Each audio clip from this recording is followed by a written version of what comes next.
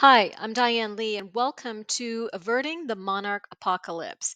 This adaptive management plan is about increasing the population and saving this iconic pollinator's habitat, its food supply, and its species.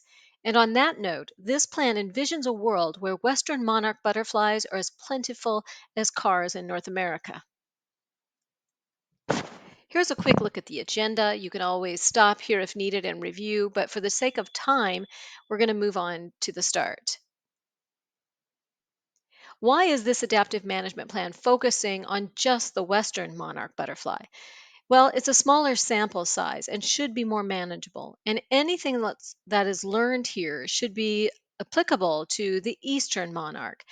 The graph here is from the United States Fish and Wildlife Service, and it clearly depicts the Western monarch population declining from 1.2 million in 1997 to under 200,000 in 2019. And for the past few years, that population has been bouncing around, but is still considered precarious. Really quickly, it's important to understand where the Western monarch overwinters. Basically, their annual life cycle is west of the Rockies.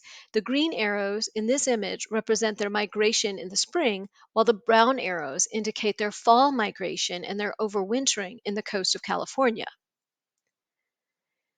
As for monarch conservation efforts, there is a mountain of research and data from disparate groups. In 2014, US, Mexico, and Canada formed the Monarch Conservation Science Partnership, and it was a big team adaptive management approach. They had some success, but the population is still highly unstable.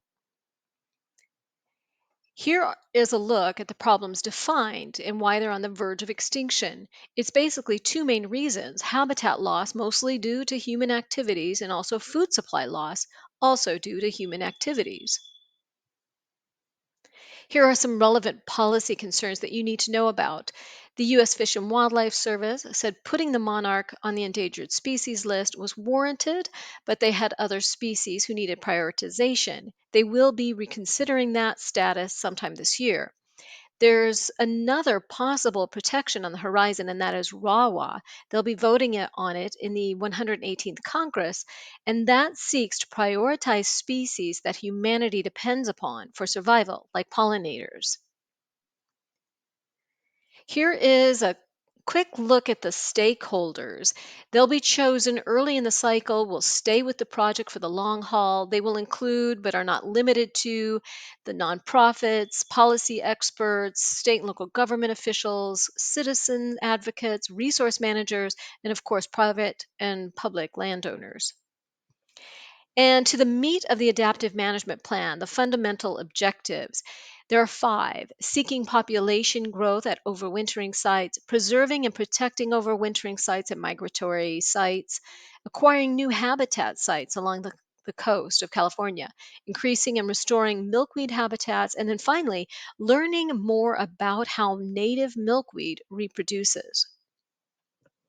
To get there, the means and the objectives is increasing population by 10% annually over 5 years by mitigating threats at overwintering and migratory sites, preserving and protecting overwintering sites by seeking climate mitigation and adaptation strategies, acquiring new habitat through easements and title ownership, and finally, supporting community and state dependent policy frameworks to increase milkweed habitats and conducting research on the milkweed reproduction and maintaining a database of that knowledge. Finally, these are the references that were used for this presentation. Quite a few, as you can see here. And that's it. Thank you so much for watching. The next phase of this plan will focus on specific actions, predictive modeling, monitoring, and further decision making.